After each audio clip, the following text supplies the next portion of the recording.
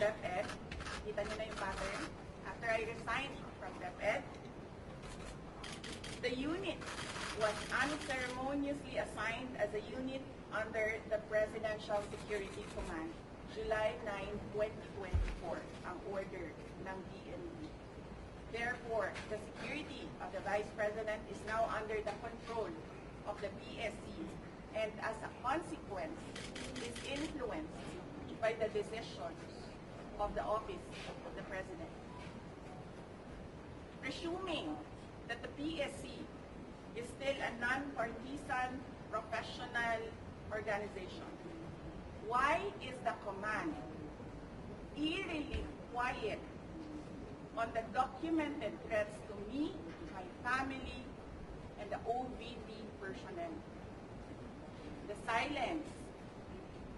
Ito, natural assumption ito natin lahat. The silence is proof that the inclusion of the VP-SPG in the PSC is clearly to undermine my security and nothing else.